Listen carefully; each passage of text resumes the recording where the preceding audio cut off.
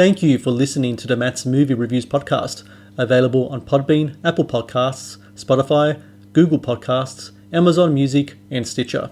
Also, please follow Matt's Movie Reviews on Facebook, YouTube, LinkedIn, Reddit, Instagram, and MeWe. And of course, be sure to visit mattsmoviereviews.net for the latest reviews, top 10 lists, and more. Now, on to the show. I met Thomas a year ago today.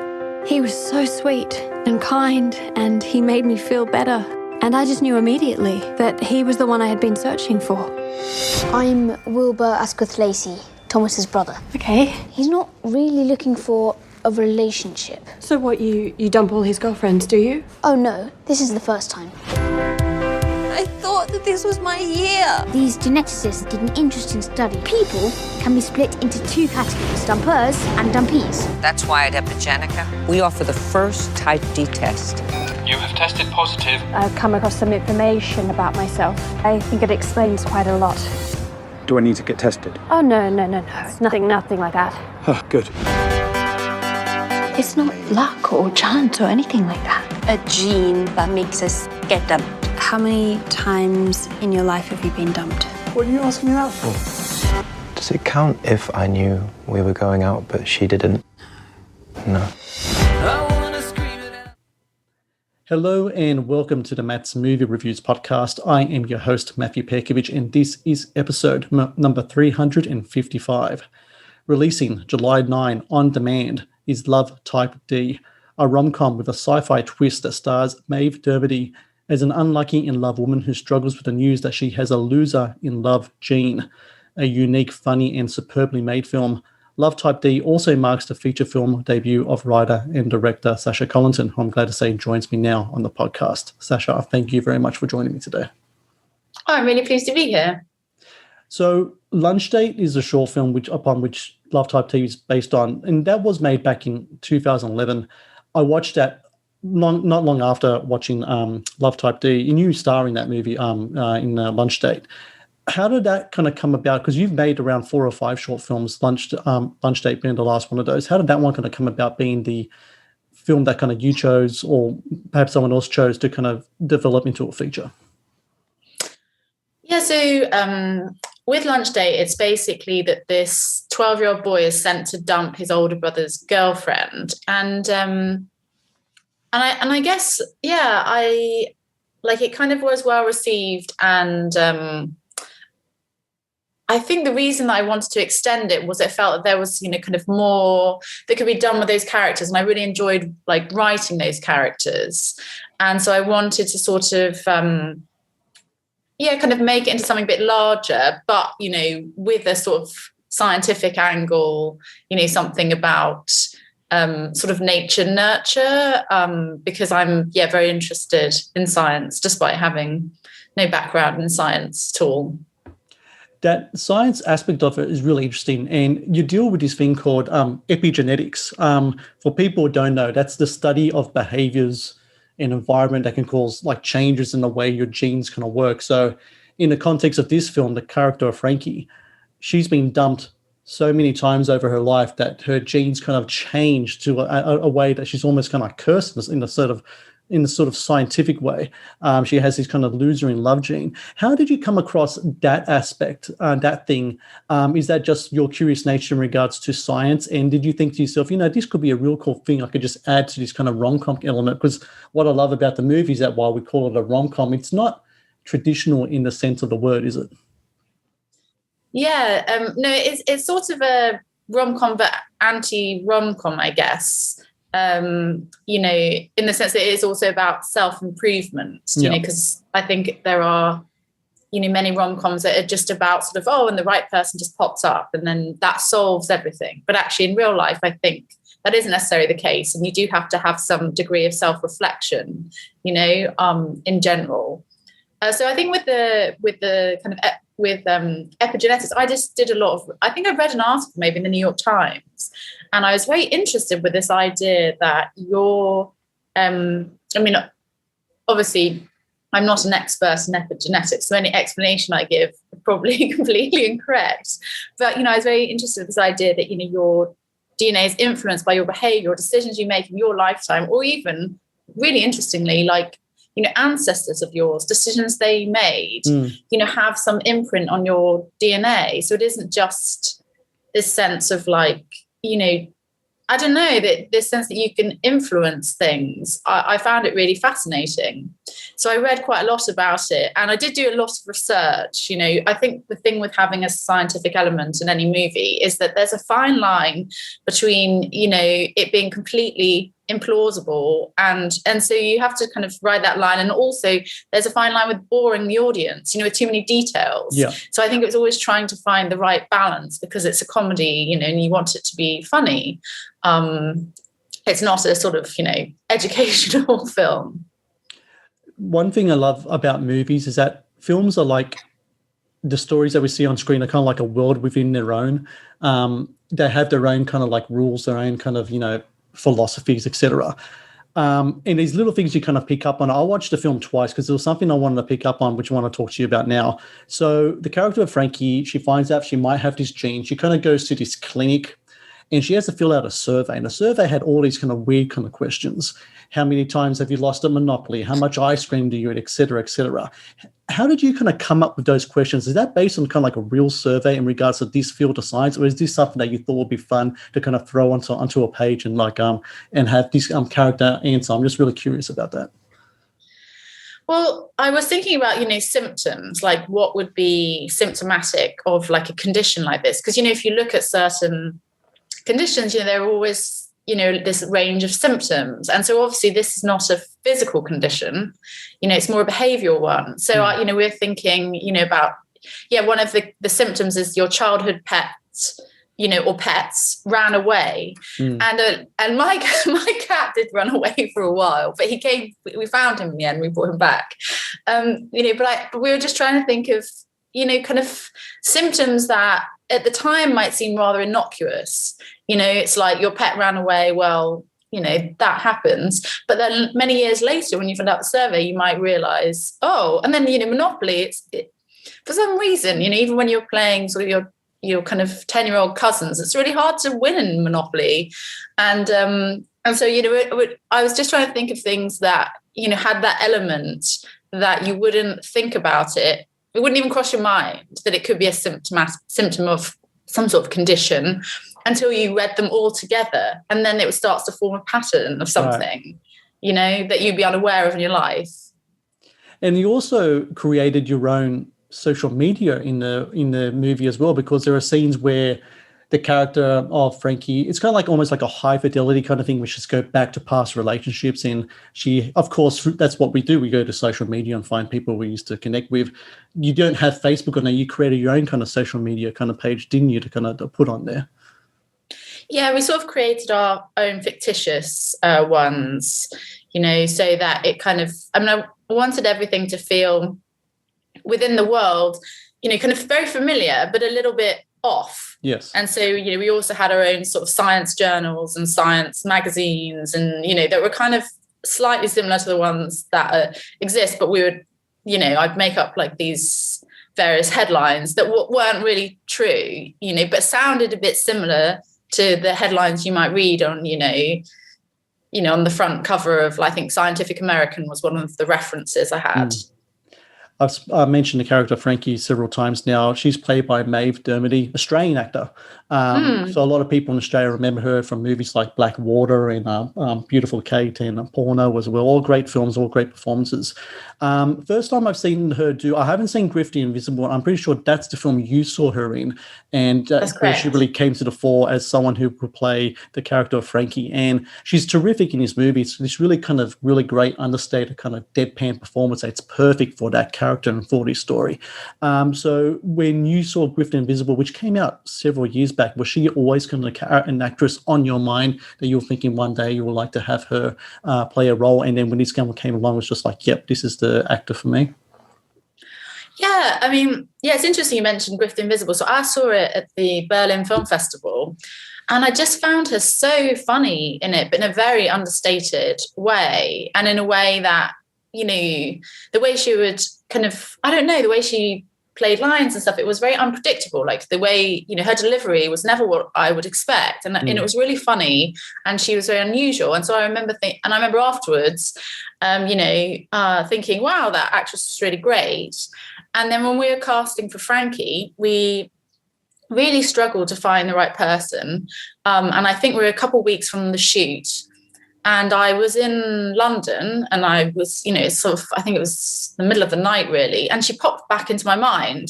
And I remembered, oh, wow, I saw her, in that movie, and she was so great. Maybe she'd be perfect for this. And so I wrote to her agent in Australia, because at the time, she was based, that's where she was based. And just like, we're making this movie in London in a few weeks. I actually think she'd be perfect for this role. And when I woke up, I had an email back from the agent, and she was interested. And the other character in this movie that has a big presence is Wilbur. And for people who don't know, Wilbur in the movie is 11 turning 12-year-old boy. But within this world that you created, he's the smartest person in the room, usually is. Getting Rory Stroud to play that character, he's just such a presence on screen. Every time he goes on, it's almost like a scene stealer. How did you find Rory? And tell me a bit about the character of Wilbur as well, because I've seen how he is in Lunch Date, but in this movie, he kind of comes across more of like a much more of a scientific mind, especially when it comes to talking about things like epigenetics, like we've been talking about before.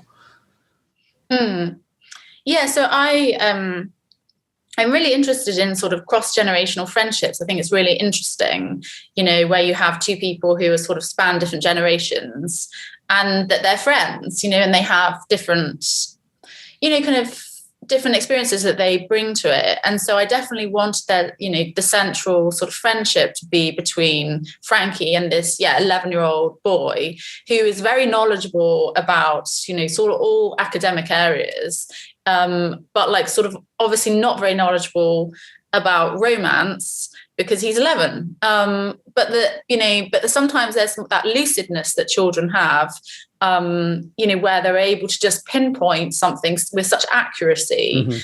In a way, I think that, sometimes adults don't, kind of get a bit kind of caught up in things, and they don't necessarily, see it with such clarity. And so, with Wilbur, I had a lot of fun developing his character just because he's quite verbose and he's very intelligent, and he knows about a lot of things. So it kind of enabled me to research a lot of things about history and science in order that, Wilbur could talk about them, because I thought, well, probably these would be his interests. I found him a lot of fun to write, and also because I would say that sometimes he says things in a way that's very blunt and maybe not entirely flattering to the other person, but he doesn't mean it. I always want him to be a kind character, that he doesn't mean to be mean. It's just the fact that he's being honest, and it's that honesty that I think leaves you as a writer, some room to have fun with his dialogue. I think what I love about that character as well is that, so I have two sons. I have a 5-year-old and a 9-year-old.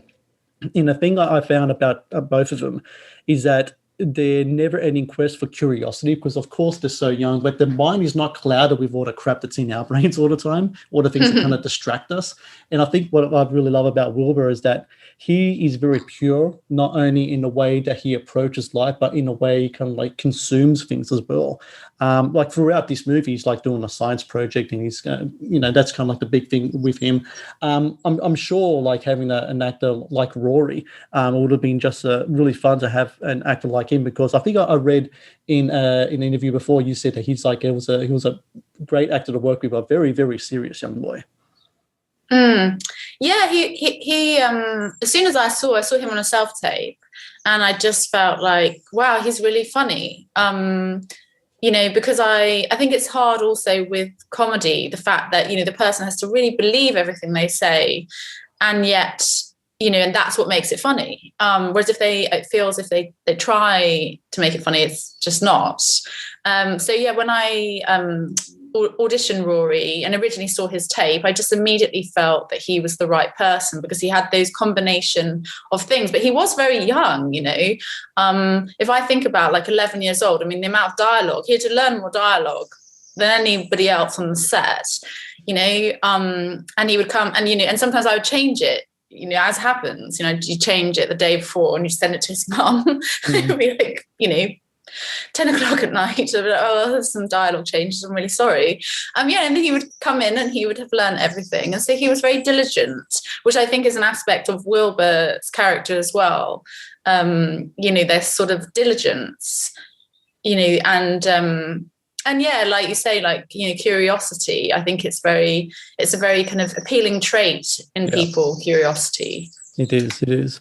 That opening scene where Wilbur comes into the restaurant and he breaks up with Frankie on behalf of his older stepbrother, Thomas. How did you come up with that kind of that scenario? But for this movie and your short as well, is that something you heard that's happened before? Is that something that you thought would be kind of like a funny way? Because just the image of just this little kid just coming up to the table and just doing a de facto breakup like that, I just thought it was just genius. Thanks. I think I had the characters first before the scenario. So I liked the idea that there would be the girlfriend and then the younger brother of the boyfriend, so that it would be that the boyfriend you never met in the short, you don't meet the boyfriend. But I like the idea of these two characters who sort of just connected through this brother, and that the younger brother was a lot younger. So, the man was 25, let's say, and then the younger brother was 12. And so I kind of wanted to put the two characters together in the sense that she was not having a good day. And then I was thinking, well, just of different scenarios, why isn't she having a good day? And I was also, had the idea of, what if he was sent to break this news that he doesn't want a relationship anymore and he doesn't want to tell her in person. And for whatever reason, he doesn't text her, so he sends this brother because he owes him a favor. And so it kind of, I don't know how the idea really came to me, but once I had it and I started to write the scene, I thought, actually, this is a nice scenario, because essentially when Wilbur comes, he just delivers the news it's just like one thing you imagine on a list of errands that he's got to do, and he expects to just do it immediately and be able to walk out. And so in the short film, he doesn't anticipate that she's going to have any reaction or anything's going to come of it. Well, it's just for Frankie's behalf, especially, such a humiliating scenario to go through. And from that starts this kind of journey, the existential kind of philosophical journey. And I think what Love Type D to me in regards to comparisons to other films, it's kind of like in the league of movies like Groundhog Day or Eternal Sunshine, Spotless Mind, those kind of movies that deal with issues of love and heartbreaks, etc. But there's that real strong kind of philosophical and kind of existential part behind it. Were those the films where you were kind of looking at in regards to how you could frame your film and how you were going to approach your film as well? Those are the two films that were on your mind, or were there other ones? Yes, definitely. So I love those two films. I think they're amazing. I think it's so interesting when there is like you say, like a philosophical theme, something about sort of being human. And, I think they're amazing. Yeah. So they definitely were references because they're favorite romantic comedies of mine, because there's something sort of inevitable about the way that they unfold. And yet it's so clever and so well written and just perfectly done, I think, in both instances. And I also, wanted, I suppose, to explore, this sense of sort of kind of, to what degree you're responsible for your own decisions. I think that's one of the themes in the film. If, to what degree do you play a part in things? Yeah. If you have a gene, then really, and it influences everything that happens to you, then you're kind of a pawn in this sort of play. But then to what degree should you be looking at your decisions? I suppose that's one of the central questions. This movie took 5 years to make. Sorry, there's a very loud van reversing. Say that again, Matt. This movie took 5 years to make. Yeah, it was an epic, actually. I think, and it's funny, isn't it, when you watch things on screen, the amounts of blood, sweat and tears that go into them, it shouldn't be apparent. Hopefully it isn't. But it took a long time, I guess, because, in terms of raising money, I raise money in stages. and we shot it in stages. So we also had, the difficulty of Rory growing up, as we were shooting this film. He's the actor that plays Wilbur. Well, I've spoken to a lot of independent filmmakers over the years, and usually that's the trajectory. I find that range anywhere between the 2 up to 5 years. I've even talked to one filmmaker where one film took 10. And you just have to be consistent and keep going with it. And the question I always ask when filmmakers have had a really long kind of production time and the film has finally come out, how does it feel now knowing that your film is going to be released out to the general public and people are going to watch this film? Because I know Love Type D has done a festival, festival runs, but now we're going to be released everywhere on demand July 9th. So how does it feel knowing that everyone's going to see this long production finally on screen? Oh yeah, I'm really pleased. Yeah, I think it's great when, that's like the most enjoyable bit, really. I think the most enjoyable bits are when you first think of the idea before any of the hard work starts. Yeah. And then, when you get to watch the film with audiences, if they like it. And so, yeah, I'm really pleased that it's going to come out, and, it's just, it's just nice because then you get to sense of like people interacting with it. And that's, I think, really interesting. And people have their own observations and, kind of bring their own interpretations to things, which makes it even more interesting, I think. I think so too. And look, it's already gotten great reviews and I love the film myself as well. And I just want to say, Sasha Collington, congratulations to you with the movie, and everyone out there listening. Love Type D, July 9, on demand everywhere. I recommend people check this film out. It's a really good film for both the mind and the soul, I think, and it works really well. And Sasha Collington, I thank you very much for your time, and congrats again with the film. Oh, thank you very much. It's been really nice to chat to you.